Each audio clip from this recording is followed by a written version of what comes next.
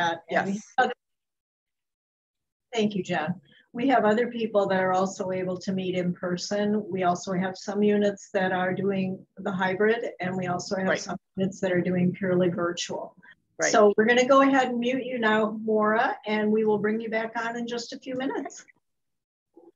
All right. Good morning. We are at the bottom of the hour, and thank you for joining us on the very first Manic Monday of 2022. My name is John Green with Association Member Benefits Advisors. I'm joined by your Executive Director, Ann Fagan. And just a couple of quick housekeeping details because we have a little bit different format this week and excited about that. But it's keeping the same format in terms of housekeeping. Everyone on the call is in a listen-only mode. And what that means, if you have a comment or a question, feel free to drop it into chat or into Q&A. We can pause periodically. We can answer those questions if they're germane to the group. If it's specific to you, maybe we'll answer it offline, something like that as well. And then what we've been doing lately that I think is a lot of fun is we'll stop the recording at the end of the conversation and just open up the chat lines. And just, if you want to talk, if you have a question, want to get something clarified, we can do that for you as well. So you'll see that I've got a couple of things up here on the screen I want you to do. I want you to grab a pen and paper today. We're going to talk about a lot of different ideas, a lot of different concepts that are out there related to kicking off the year well with your health and your finances. Then you'll also notice that QR code in the bottom right-hand corner.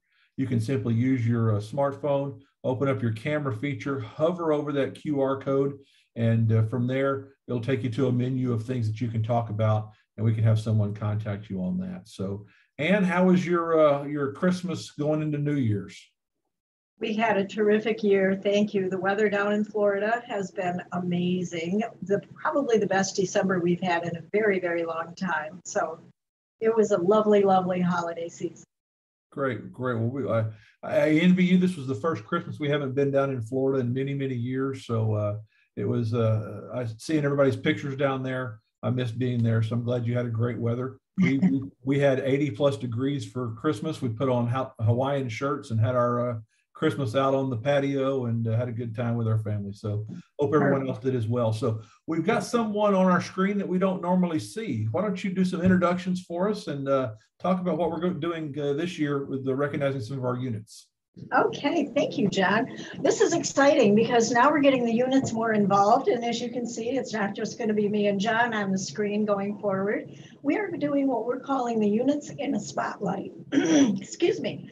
And Maura Hedrick is with us today. She is the IT person from North Pinellas Retired Educators Association. And she has graciously come on because we saw in her newsletter, you can see on the screen over there, we saw all of these terrific things that North Pinellas was doing around their community.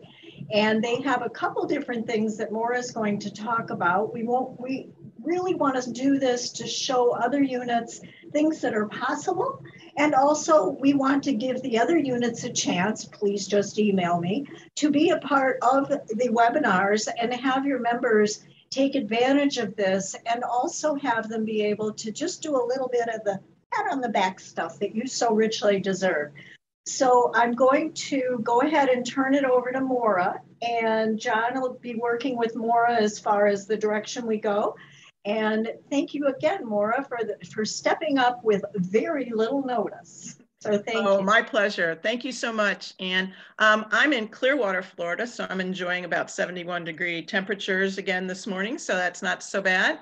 I am a newly retired teacher, and my friend who I taught with invited me, Pat Dalton, who's pictured and next to me in the bell ringing. So I've enjoyed lots of fun. We have our luncheon and general meeting, matter of fact, tomorrow. So excited about that.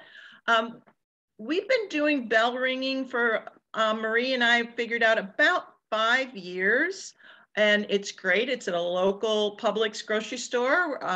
Generally, the board members all take an hour's worth of ringing, and it's really a lot of fun because people come by, we say Merry Christmas, Happy New Year, Happy Holidays, and thank people for putting in as much as they can. Sometimes it's just $1, sometimes it's more. And this year, along with the QR codes, which are awesome, they are able to donate that way as well. And kudos to Mary Blackman, who puts our newsletter together every other month. It is gorgeous, and she does a fabulous job with it. Great. I love your retirement picture. That is what I hope my retirement picture is, so I can maximize my season tickets down there to Disney World. So I love that. Yep. What did you teach, Maura? I finished up teaching first grade. That my team made that for me, obviously, for my retirement party. And I also taught kindergarten. I was with Pinellas County Schools for 32 years. And I also taught in Illinois for 7 years. Outstanding. Well, you talked about what you did a little bit there during the holiday season. Tell me about what you're doing throughout the year to take care of those teachers who are still in the classroom. Yes, this year I'm really, really excited. We did an Adopt a Class program. That's a program that's been in place with Pinellas County Schools for, I benefited from it. So over 20 years at least, and parents or businesses can fill out a form, of course, and donate to a classroom, whether it's your child's classroom, your grandchild's classroom, someone that you know. And my former teammate and I, Pat Dalton, we thought, gosh, we really should do this. We have schools really close to where we meet every month, and I know everyone's struggling so much. So we presented it to the board, and they thought it was a great idea too. So what we did is Pat contacted 2 schools, Eisenhower Elementary and Sandy Lane Elementary, which are nearby, and asked them if they'd like $150. Well, of course they did. Who wouldn't? So the principal and secretary picked classrooms that could benefit from this wonderful donation. And I was lucky enough to take the check to a kindergarten teacher at Sandy Lane Elementary, and I was almost in tears by the time I finished with her because she was so excited. Their team kindergartners, they had just taken their kids the day before to Old McMickey's Farm, which is in Odessa, Florida, where they can milk the cows and run around with chickens, and it's just a fabulous time. I remember taking my kindergarten kids, and it helped to pay for the bus. Buses are very expensive. They don't use county buses, and it was wonderful. They were thrilled. And Rosemary was able to take the check to Sandy Lane Elementary. No, not Sandy Lane, Eisenhower Elementary. And they were just as thrilled to accept the check. And it was going to purchase reading materials for the teacher's 4th grade class. So it was such a success that next year we're going to do it again. And we're going to pick 2 other schools and it on. And my suggestion would be is any grandparent, any parent, anyone, anywhere can donate to their alma mater where they went to elementary school or high school, or to their grandchild's classroom or anything like that. $25 goes a whole long way. So think about doing that as we're getting into 2022. Maura, thank you so much. We're so excited about what you did in your classrooms there that AMBA wants to give your unit $100 that you can start as your seed money for this year.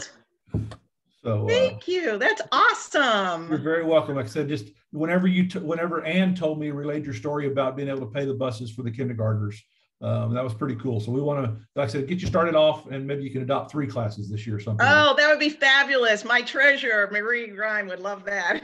All right. Well, super. Like I said, we appreciate you. And you're just in your little brief time that you talked, you shared so many different ways that active FREA members can invite new members to get involved, can stay connected back to the schools that they left, all those different things. There's so many ways. And that's what we love at AMBA about working with FREA, is that those teachers who have left the classroom and retired after all their years of great service still want to stay connected, not only to their current peers that are retired, but back to those teachers that are still following in their footsteps. So Maura, thank you and your unit very much for what you've done. And we look forward to seeing more success in the near future as well. So hopefully we can see you at the annual convention coming up as well. Thank you. Maura, please stay on. We're probably going to take you off screen, but please stay with us in case people want to send you questions. Okay? Awesome. Because you are part of the host panelists. So we'll be able to have people send, if you have any questions for Maura, please type them into the chat bar and Maura can respond to you. Absolutely. Thank you very much, Maura. We appreciate that. And Ann and I were talking back right before Christmas saying, how can we kick off this year? What can we do that can really hopefully help members get a leg up on all the challenges that are out there. So, Ann, you kind of want to share your thoughts before we jump into our conversation today? Sure. So this is funny, right? No. Every time I go to the store, I'm not laughing. Every time I buy gas, and I bought gas this morning, I wasn't laughing. This is not a good time for us right now. And we know we're paying higher prices for everything. We know that we are just struggling because whether you live on a fixed income or not, it doesn't matter. Inflation is sitting high enough that we're just basically struggling. Anybody is. So I'd like everybody to think about the fact that you want to think about ways to make the dollars that you have left in your pocket after you go to the grocery store and the gas station go further. And there are ways that we can help you. So that's where I'm going to turn it back over to John and let him go ahead and give those ways. All right, let's talk just briefly. I'll introduce myself again for those of you who have not on here, and then we'll jump right into this. My name is John Green. I live just a little bit north of Houston with my wife of 32 years. She is a second grade elementary school teacher in the same school that she went to, as well as my 3 kids. And when we're not in Houston or when we're not following the Baylor Bears wherever they go, we're in Mars' backyard down there with the House of Mouse and spending time down there. So, but the better part of my career has been spent with active teachers, helping them understand what their retirement plan looks like, what retirement may look like on the other side. So I love working with units that have retirees in them because they can say, if I only knew this before I retired, then I can go back into the schools and talk about that. So I appreciate you allowing me to be here today. We have a lot of different things out here, but before we jump in further, we've got some folks on the call that may not have ever met Ann personally before. So Ann, kind of tell us about yourself and your unique story, how you got down to Florida. Well, how I got down to Florida was way back in 1971 when I graduated high school. I came down to visit some friends in January and I went, whoa, they're not shoveling snow. Well, it took me forever to actually get back here and live here full time. I have lived here on and off since 1971, but I've also lived in beautiful climates all over the world. My career was as a professional pilot. I did do that for a number of years and then I retired. And then I went into air traffic control, which also moved me around the world. Then I went into managing restaurants and hotel managers, and that moved me around the world. So I had a good time. As you can see in the lower right-hand corner, the VW buses, that was my family. So I learned how to travel very young. Fortunately, I did not have to do most of my travel in a VW bus. It was not comfortable to say the least. With all 7 of us, no seat belts, remember guys, and we lived, no seat belts, rambling around on the inside of the buses, yelling and screaming and being siblings. There were 7 of us born within 9 years. That's my childhood. The little house up in the left-hand corner is my Caribbean cottage house. I now live full-time in St. Petersburg, and I have for 20 years. We bought the house a couple years ago, thank God, because now I couldn't afford it the way the prices have gone up in Florida. So I'm very happy about it, and thanks for the time on that. John, over to the regularly scheduled program. Thank you, Ann. I appreciate that. It's great to get to know you even more in depth, but I can tell you, Ann is passionate about FREA and about making sure that your members are taken care of and understand what's going on. And when the legislative advocacy piece gets kicking in here, when the legislature gets back in session, big things are coming. So, Ann, thank you very much for sharing with us a little about you. Just a quick reminder how FREA works on your behalf. Pension watchdog, helping preserve those benefits that you've worked so hard for, keeping you connected back to your local community, and then partnering up with us at AMBA to find those important benefits and discounts and things like that that can stretch your dollar further. At AMBA, our Association Member Benefits Advisors, we've been working with FREA for just a few years now. We are an organization that is based out of Austin, Texas, work with about 70 associations very similar to FREA, retired and active public servants. So our role is to take care of those who take care of our kids or who took care of our kids, who take care of us as citizens of our states as well. We have 3 gentlemen who live in the states surrounding Florida, Eric Cannon, Alexander Williams, and Sam Palett. These gentlemen are our leaders in your area, and they're responsible to take care of you for any questions that you have going forward. We have a lot of different benefits out there, but the main reason that most people talk about the benefits from AMBA is the fact that they can extend their benefits to their family members who maybe have aged out of their benefits, or to their adult parents or their aging parents as well. So they can take advantage of being an FREA member and still take care of their family as well on top of that. So today, I want to talk about the new laws and changes in regards to Social Security and Medicare. I want to talk about some of the 4 gaps that we've seen now that have come out of some of these law changes and things like that as well, and then share some financial tips that you can act on immediately. So let's jump right on in here. And the reason we do this, we just talked about Christmas right before we jumped on here. This is a picture of my daughter and my mother. My mother will turn 81 in April. And I noticed this past Christmas that sometimes she's repeating herself a little bit more, gets a little bit more confused easily. And I thought, I've got to make sure that there are some things that I do for her financial house to make sure that if something ever happened to her, my brother and I wouldn't have to scramble for documents and things like that. So that's some of the conversation that we're going to have today. And it could be about you taking care of this in advance for your children, or it could be about simply you taking advantage of it, taking care of your parents as well. Because waiting until it's too late is the wrong time. And many of our retirees and many of your parents possibly are concerned about outliving their money. Do I have enough money saved up in retirement even though I have a pension?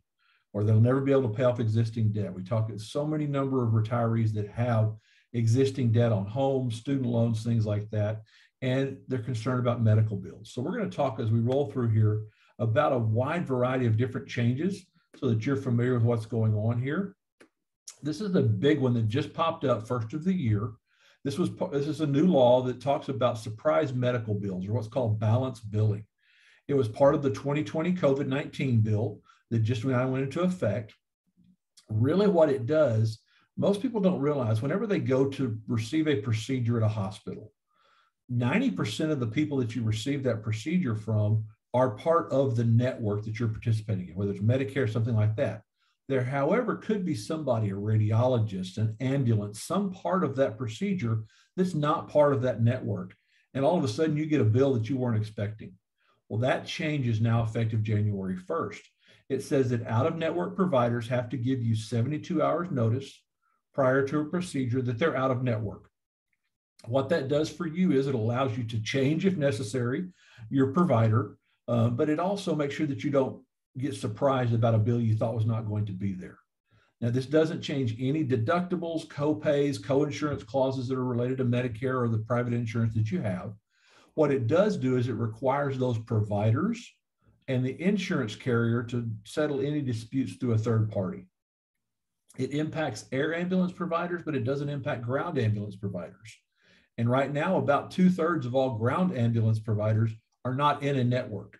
So it still has an impact on you that way. This is pretty new. I've talked to some folks that run different state plans. They've been preparing for this, but it really is going to be touchy in how that's communicated to you as a consumer. So make sure that you watch out for that. And we're going to talk about how to be a better healthcare consumer as well going forward in here. All right, let's talk about Social Security and Medicare changes this year. Everyone's heard all about the 5.9% cost of living increase that takes place with Social Security. That's an average of about $92 a month, maximum of about $197 a month that you can get up there as well that's coming in. You can see over on the left-hand side, depending on you're a couple, what your average increase could be. But also Medicare Part B jumps up $21.60 to $170 a month coming up in 2022. And so I went back and looked at all the historic looks at what was the cost of living increases to Social Security, and then through Medicare. Cost of living increases through Social Security went up about 19% over the past 9 or 10 years. Medicare has jumped up about 58% during that time period. So you can see Medicare increases are going up more than Social Security cost of living increases are. And that makes us make sure that we want to follow our medical dollars and make sure we've got the coverage that we need out there for that. The donut hole, or that prescription D part care of Medicare, that's changing as well. We're going to have a couple of webinars coming up in the near future talking about Medicare, much greater in depth there. The deductible goes up for the donut hole coverage, $35, and then the donut hole widens a little bit more by about $300 as well. So pay attention to the great emails that Ann sends out regarding the Medicare webinar, so we can talk about that more in depth as we go forward. All right. The other thing that took place, and this has gone past several administrations, has nothing to do with the current administration or even the previous administration. Several administrations ago, Medicare started cutting services and cutting reimbursement rates, all designed to save billions and billions of dollars from Medicare payments because it was almost unsustainable. These cuts, like I said, are across the board. They're on top of increases in copays, deductibles, premiums that we've talked about as well. But some people have asked me, well, what does that really mean for me? All right, let's take a look at what that could mean for you. Say, for instance, I'll give you an example of Grace. She's a cancer patient. She had cancer, and for the past 8 years, she's gone to a physician's clinic where she's received some type of IV therapy to keep her immune system high, to suppress any type of future recurrence of that cancer. The physician's clinic is part of the Medicare plan. Well, Medicare has decided that they're going to reduce the reimbursement for certain types of medication by 2%.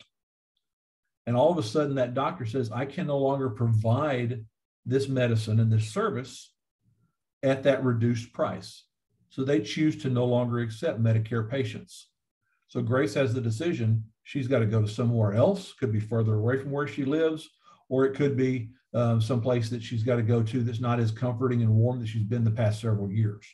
And she may have to find somebody, or she has to pay a higher amount because she's now with a doctor that's not part of the Medicare reimbursement program. So that's how those little cuts along the way can impact you.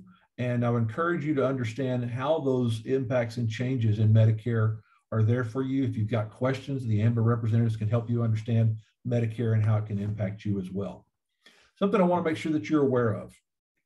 If you had a life-changing event in 2021, it could impact how much you pay for Medicare, okay? So your Medicare rates are indexed based on your income.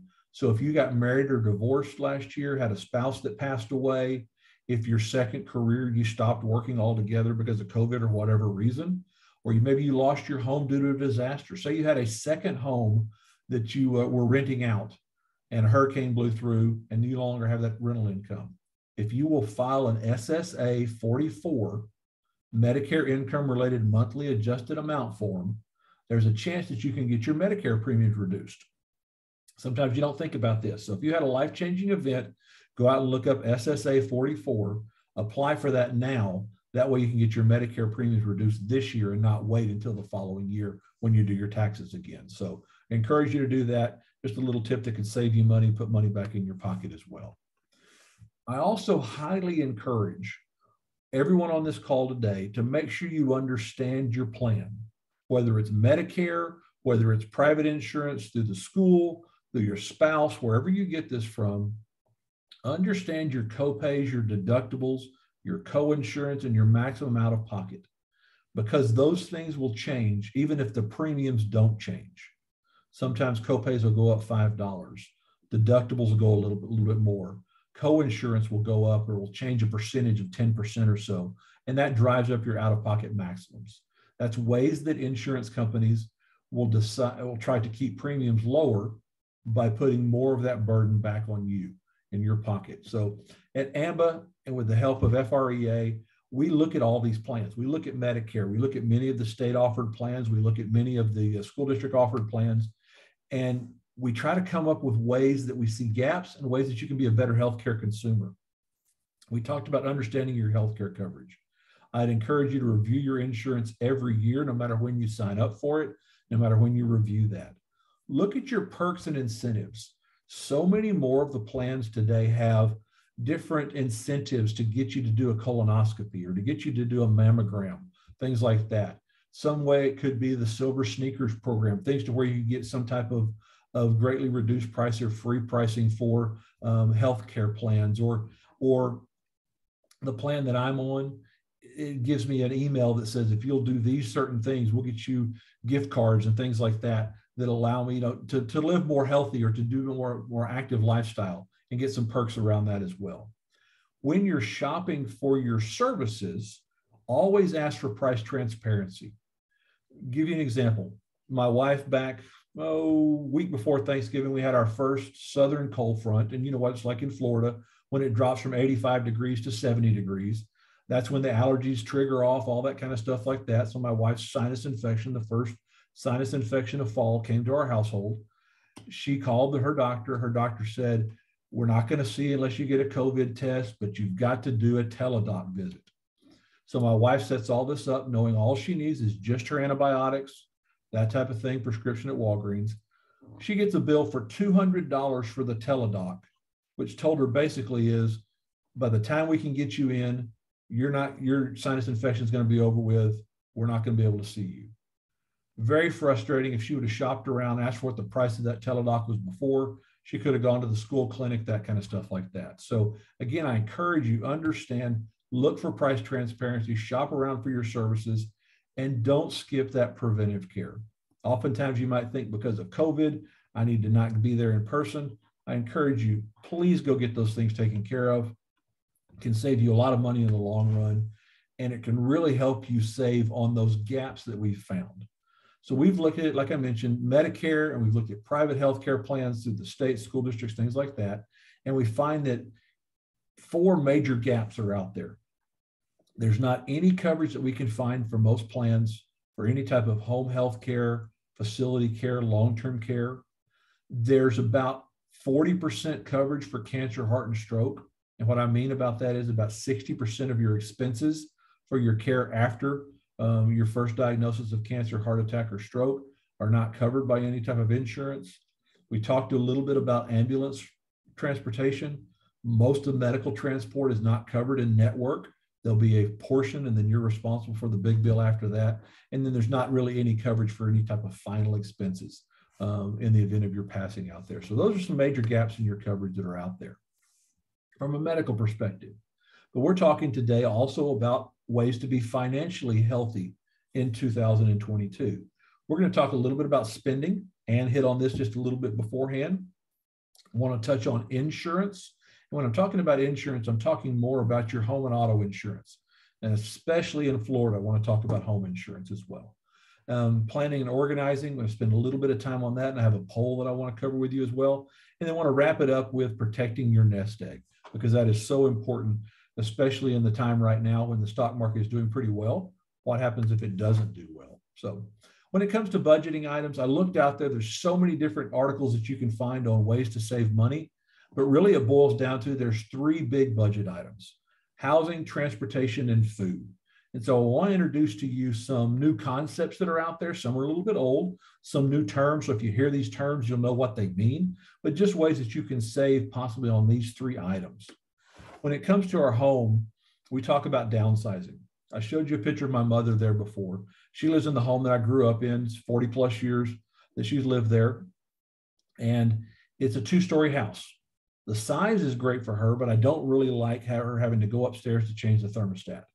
So I'm not a big fan of downsizing for her, although at some point we may look at it that way. With home prices being where they are right now, if you have the opportunity to sell your home and downsize, it could have put a good amount of money back into your pocket that way. House hacking is a new term that's out there, and you may hear this around when you go to your unit meetings or your other places. House hacking is taking your home and using it to generate revenue or to cut costs for you.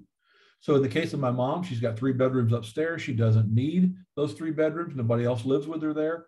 She could use that to take on a friend of hers from church, a cousin, a nephew, something like that. Use that way to generate revenue in your home. And then the do-it-yourself repairs. Just some easy ways, and I say easy, some ways that you can gain in one of your biggest budget items. Because these 3 items here that are on the screen account for about 40% of most households' income. Some a little bit more, some a little bit less, but about $37,000 plus a year do we spend on housing, on vehicle transportation, and on food. When it comes to vehicles, one thing that you want to look at is, do you have any vehicles that you're not using or that you use less? the market for used vehicles is astronomical right now. Some people are making more money selling their used vehicle than they ever bought the vehicle for to start with. So if you've got 2 cars and don't need that, here's a good opportunity to cut your insurance cost, fuel costs, licensing costs, and all that, possibly sell that as well. From a food perspective, we all know this. When we go to the grocery store, it costs more than it did just a year ago. I would encourage you to check out the Passport program, which is the free program that you have through FREA. It gives you discounts for meal prep programs, dining out, a way to stretch your food dollar a little bit further. And then I just kind of want to leave you this question here, just a little bit of a drop question right here. That are you still helping out adult children? The number of people that we see that still spend a significant portion of their pension helping out their adult children when they should be taking care of themselves is pretty high. So just think through that process, and could that be a threat to your nest egg? I want to talk about insurance here, and especially because you live in Florida. I live, like I said, a little bit north of Houston. I'm about 70 miles from the coast, so I understand hurricanes always happen here. I want you to look at your auto insurance, especially your deductibles, because oftentimes you could move your deductible from $200 or $250 to $500 and save you a good amount of money on your insurance, or possibly moving it to $1,000 if you've got a little bit of nest egg money there, and saving you money that you wouldn't have to spend every day out there. If you're not driving as much as you used to because of COVID or whatever reason, look for companies or call your agent and say, hey, I'm now driving less than X number of miles a year. Can you re-rate me? Can you give me the ability to get a different discount as a result of my lower driving amount? And that can save you money that way. Look for affinity discounts. Because you are retired educators, there are companies out there that give discounts for retired educators or for educators. Lots of those companies are out there. Liberty Mutual, Horace Mann, different companies will offer that. I encourage you to check those things out. If you've got specialty coverage, and what I mean by specialty coverage, you may have had coverage out there for pets and you no longer have your pet. And so you're maybe paying for insurance that you don't need anymore. Or you may be paying for some type of insurance on towing packages or trailers that you no longer have. Or you may have AAA that covers you for towing and breakdown service, and you're also paying it on your auto insurance. You can cancel one or the other and save some money that way. And I always encourage you to shop around. It's been about 8 years since I've shopped around. I did that just last week. Should be getting back some new quotes as well, looking for ways to save money. Now, when it comes to homeowners insurance can be extremely expensive, especially those of you in Florida. You know, everybody lives near the coast. You've got that. Ann mentioned that she bought her house 2 years ago. Now it's gone up way high in value. Make sure you understand the difference between replacement value and value of your home if you were going to sell it. Replacement value is what the cost it would be to rebuild your home if it was a total loss due to fire, hurricane, or something like that. Oftentimes it is less than what the cost to buy that home on the market. Some companies will put an automatic inflation increase every year of about 5%. Just have your agent check that and rerun a valuation tool on your home, because it may have gotten out of whack and you may be paying more than you need to for your home. Also check your deductibles. This is a biggie in Florida, just like in Texas. Most of the time you'll have maybe 2 or 3 deductibles on your home, especially in the case of a hurricane or some type of windstorm. You may have a different deductible on your home than in a case of a fire. Check those out. Make sure you understand what they are. There could be other options out there that can save you money up front or cost you money if a storm comes in and you have to pay the first $5,000, $10,000 out of your pocket for a storm. I highly encourage you to look at your deductibles. Liability coverage. And this is especially for you retired educators. I met so many teachers whenever I'm in school that say they did tutoring after school at their home, or music teachers who taught piano lessons, things like that. Your liability coverage may have cost you more when you were doing that. If you're not doing that now, you may want to have that checked from your insurance agent out that way.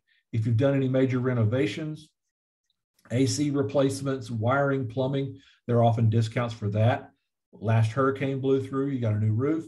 There's significant discounts for different renovations. Check those out. Look for bundling, again, shopping around. When it comes to life insurance, I'm a big proponent of having life insurance, but check and see if you still need it. If you've got money in the bank that's going to take care of your final expenses and there's nobody around that needs your income, then do you need that life insurance anymore, or do you still want to leave a legacy? Look and see also if you've got some term insurance versus permanent insurance, because that term insurance will expire and you can renew it, but it's very expensive. It may be time to switch to a permanent plan. Also look out there, because some life insurance policies have nursing home riders on them, which allow you to use some of the face amount of your policy if you have to go to a nursing home. It's really a neat benefit. Would encourage you to look at that to see what options you have out there. Make sure that your premiums are increasing.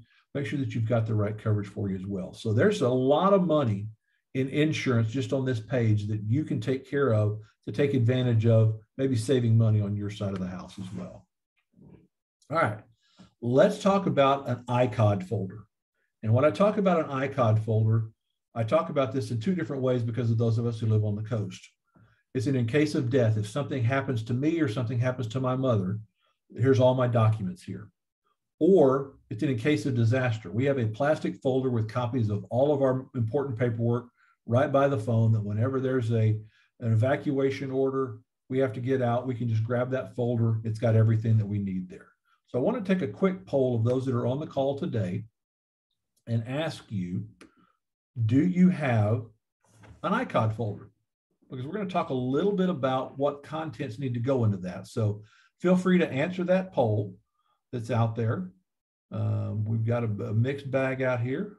So we'll open this up for about 10 more seconds. Let that roll through here.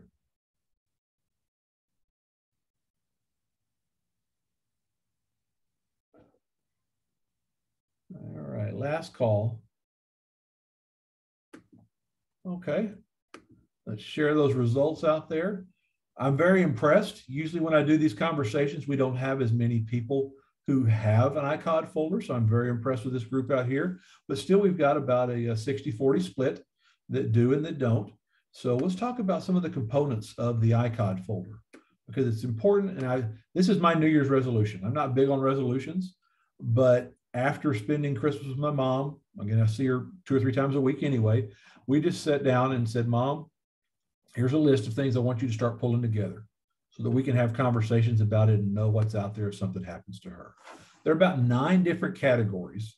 And what I'm going to do at the end of the conversation, if you want a copy of these, Ann's going to post this video out there on the FREA website, email it to you as well. I will also send you a link that will give you a checklist of things that you can do as well. So you've got in your ICOD folder, your in case of death or disaster, all your life events, your marriage licenses, divorce decrees, birth certificates, things like that. Then you have your life insurance and your retirement documents. And this is so, so important here. First of the year, any life insurance policies, any pension paperwork, any annuity paperwork that you have, please, please, please check your beneficiaries. That is so important. I've been in this business 33 years now. I can't tell you the number of times that I've gone out to deliver a life insurance check, but it goes to the ex-spouse, or it goes to 2 of the 3 children because they weren't updating their beneficiaries.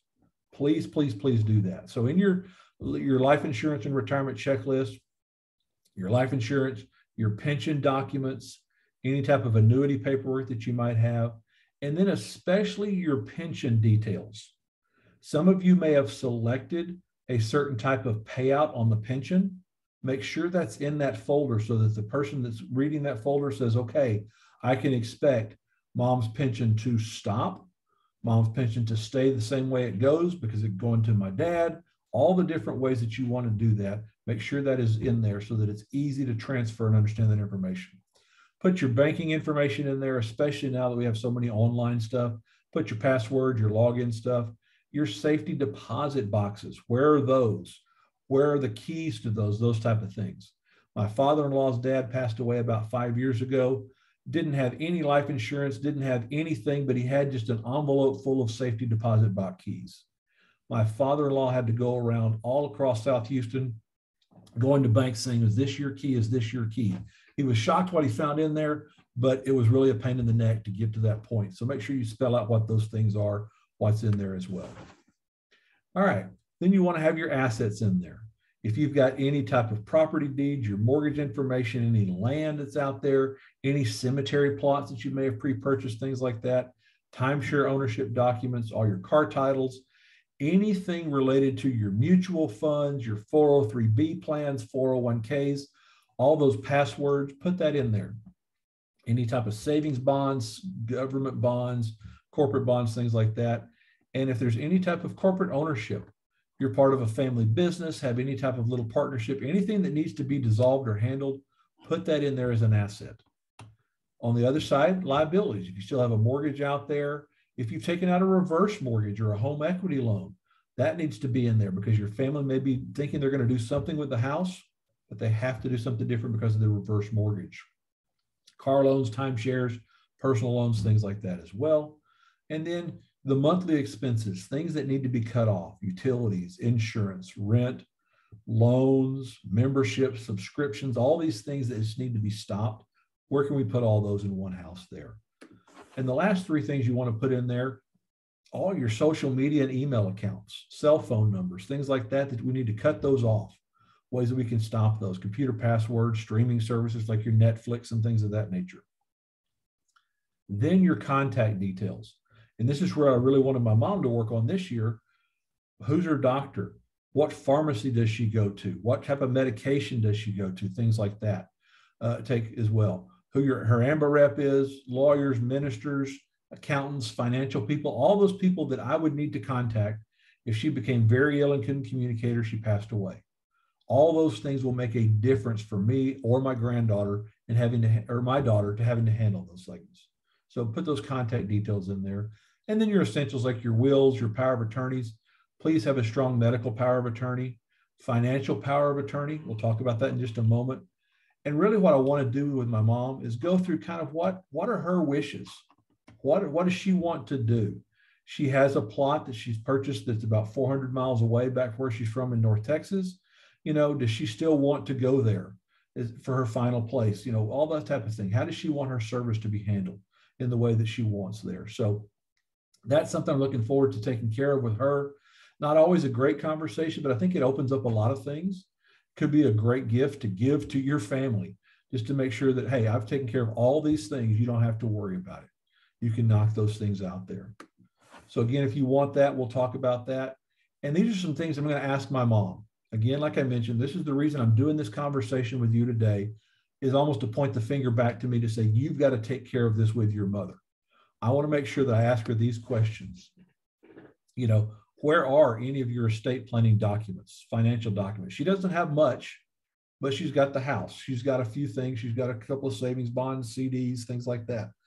Does she have an advisor? If you've got an advisor, you want to meet, if you're talking about with your aging parents, or you want to tell this with your kids, who's your advisor? How does mom plan to use her money? Make sure that you meet who that person is, who your doctors, where your pharmacy, all those kind of things like that. And then mom, what are your long-term care needs? If you're like Jody, who's been on every one of our calls, you know that my father passed away in 2020 in October. He spent 2 years in a nursing facility for dementia. You know, covering with my mom, what does she want in terms of her long-term care needs? What happens if she has this event? How is she going to be taken care of? Do you want to move in with me or my brother, that type of thing? Do you want to go to a retirement community? And then again, what are those final end of life, funeral plan, things like that? And then medical expenses as well. So ask these questions now. It's a whole lot easier than sitting down with your children later, or brothers and sisters when you're having to take care of a family member or a parent as well. Ask those questions. This is a really cool document that I found, done by the University of Minnesota and AARP.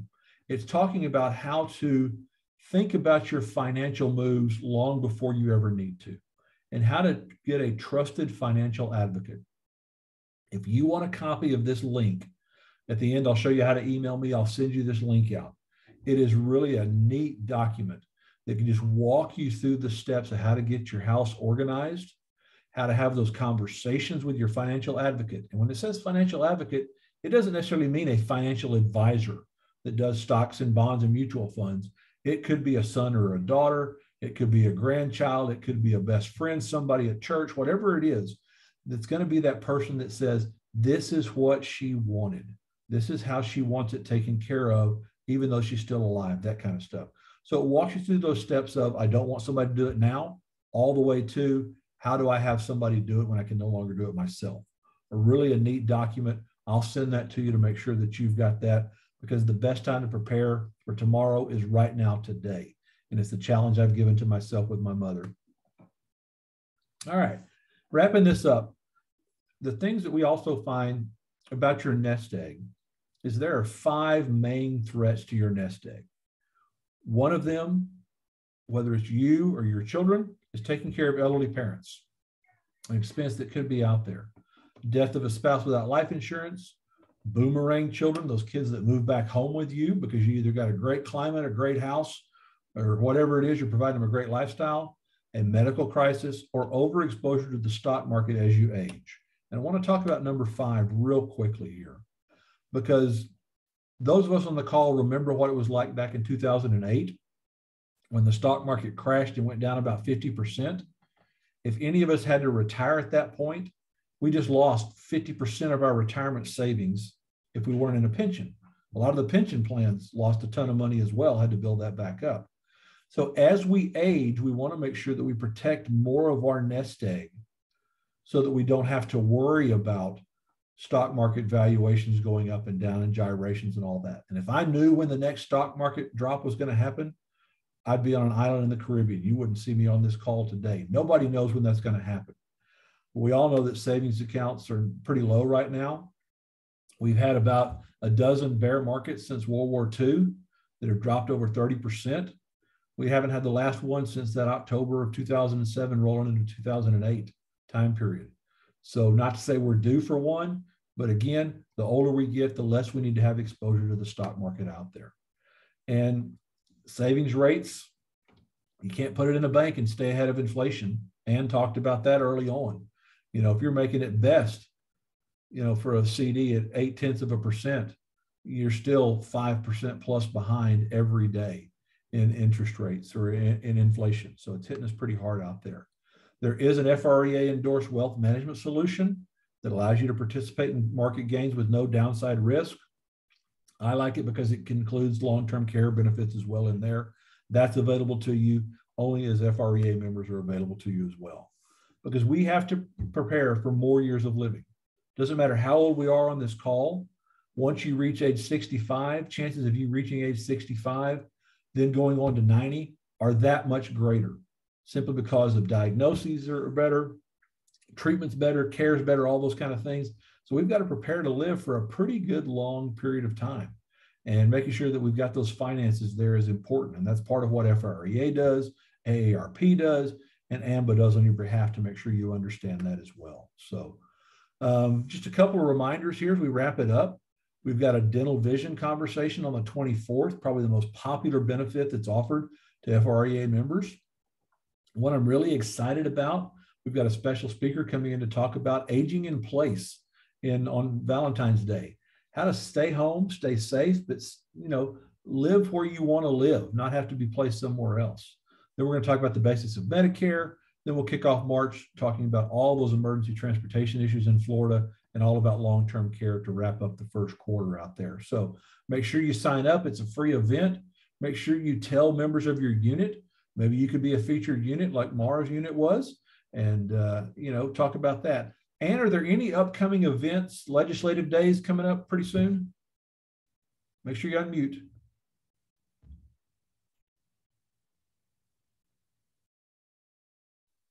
There you go. Hand off, John. Unfortunately, unmuting is still not whatever. Anyway, we are going to Tallahassee. I say we, it's the legislative committee. The legislative chairs, state chairs already live there. We will be 15 strong going to Tallahassee the first week in February. We will spend 2 days wearing out our shoe leather, walking around the halls, bearding the legislators in their dens, and having conversations about what's important to FREA and you. So please send me emails if you have a particular topic.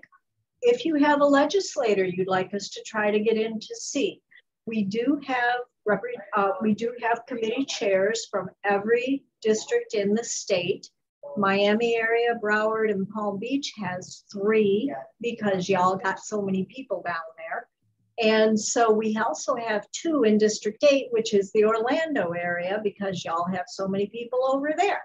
So we do have a good representation. We have 2 solid days to go talk to people and let them know about FREA and what is important to us, which unfortunately we're hearing rumbles again that they want to play around with the pension. So here we go again, group. We did it last year. We beat them back. We got to start, okay, we're still here and we're still loud. So you might want to walk away from it again, gentlemen and ladies. And that's going to be our legislative days coming up. So. Great.